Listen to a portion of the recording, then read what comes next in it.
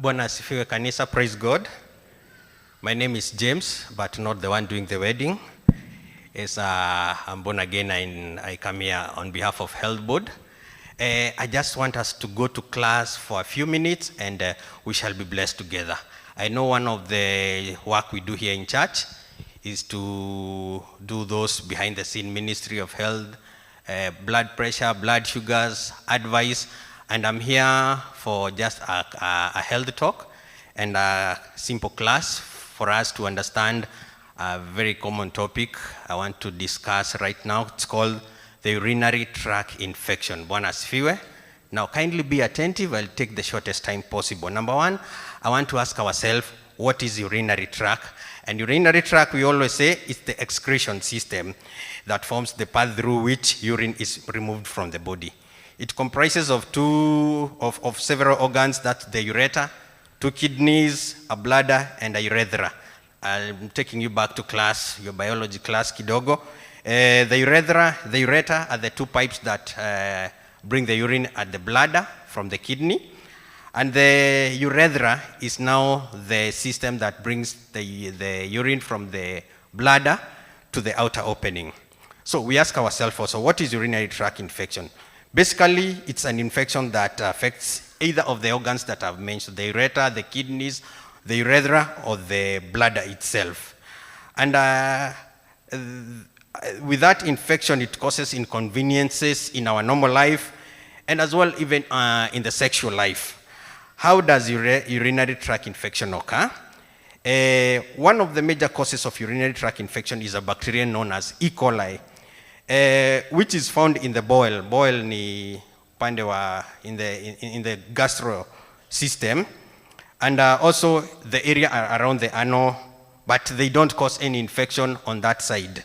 However, when introduced in an acidic environment, this bacteria causes infection. And we know on the urine side, it's more acidic, so this bacteria is activated. Then we ask ourselves, what are the signs and symptoms of the UTI? Number one is a strong persistent urge to urinate. Also a burning sensation when urinating or even when you're not urinating. And also the urine, it's always good to look at how your urine looks like. And not just urine, it's also beneficial. At times when you go for a long call, it's very healthy also to know how your stool looks like, because you may be having an infection but you don't know. So urine appears cloudy. Also pelvic pain in women. Pelvic is the part below the abdomen. Also there is a foul smell in the urine. Also there is a rectal pain in men. Also the blood may appear bloody, and also low back pain. And all these symptoms, they vary depending on which organ. If it's the kidney, the issue of back pain, high fever, nausea and vomiting. If it's the bladder, there is pelvic pressure. Unasikia pressure hapa chini. There is low belly discomfort because of where the bladder is situated. Also frequent painful urination. Now the common one is in the urethra. Urethra, I said, is that part now between the bladder and the exit point. That's a burning sensation and also the discharge. Number 5, what are the risk factors for urinary tract infection? Number 1, the greatest risk factor is poor hygiene. Where we go for the washrooms or the toilets. Also, there are those, this is mostly, not mostly, this is specific for women, those scented sanitary towels. You see, there are those sanitary towels which are flavored with smells and other additives. They may cause. Also, we can also say people with some conditions like diabetes, they are more prone to these UTIs because bacteria thrive well in sugary environments. So when the sugar levels are high, you find those infections thrive there.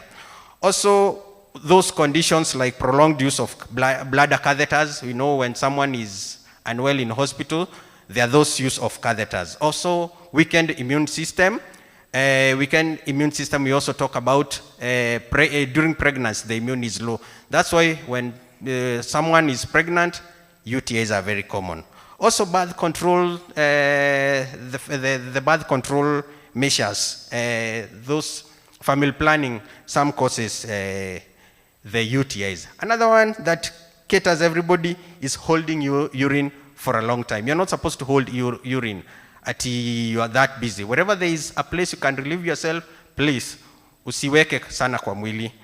Hata usiku, usiseme usingizi ni tamu kuliko kutoka.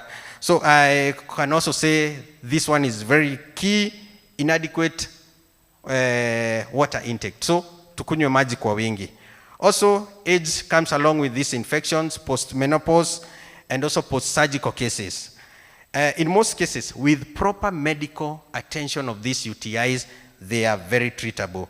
And, but if not taken well, care well, they can cause complications. Which complications?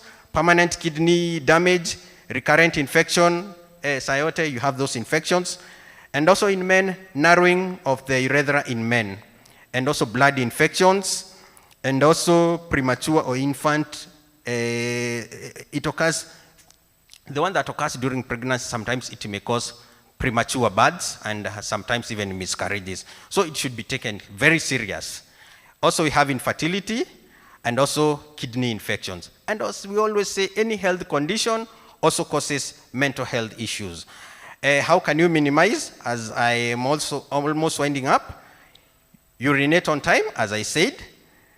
Clean the genital areas at all times. That is to do with hygiene. Even as wherever in the toilets, in our body, let's keep proper hygiene. Then there is also, UTIs are much common in women. So as you are going for your washrooms, please wipe from front to back, not back to front. Simply because back to front, you are prone to bring infections from the anal part to the front part. And as I said, the E. coli bacteria mostly is found in the bowel. Are we together up to there? Kinaeleweka? Thank you, thank you. Also, use proper hydration. Kunywa maji kabisa. As we are told, 6 to 8 glasses in a day. Then there is also the issue of undergarments. Mostly, let's use cotton. Cotton garments, at least, they are much better than the nylon ones because nylon will encourage moisture, and we know that bacteria thrive well in moist places. Then also, I still direct this mostly to women. Avoid those soap that people use in their genital areas, those feminine products. They affect the normal bacteria that's supposed to be in the vagina, and that one also gives a leeway for these UTIs. Also, this for all of us, still for the undergarments, I know sometimes kuna baridi, zinakosaga kukauka. Please encourage wearing dry undergarments. Are we together up to there? Then it's also good I emphasize that UTIs are more in women than men. Reason, it's our anatomical creation. We know the front opening and the back, they are very close. That's why I emphasize it on how you wipe. Front to back, not back to front. The other reason is still on our anatomical creation. The urethra, as I told you, urethra, the distance between the bladder and the opening is very short. So if you get a bacteria, climbing to the bladder is very easy. Unlike for men, it's longer. Then you also know women, how they use the washroom is totally different from men. Men, awanaga process mingi, but women, you'll find you go to a washroom, whether it's public, whether it's at home, there are those droppings that will splash, and that one is prone to bring infection. So let us maintain the hygiene so that we may keep off this infection. Then, I just want to emphasize on girls' care. It's always good, parents, guardians, take care of these girls from infants and teenagers, because I know sometimes a teenage comes, tells the mom, I have infection. Number one thing that comes to your mind, she has indulged in sex. Please, there's totally different. UTIs has nothing to do with sex. So please, mtoto akija, akona UTI, just handle them well, and they will give that child confidence. So let's keep hygiene here in church, at home, and wherever we are. And may God bless you. Thank you.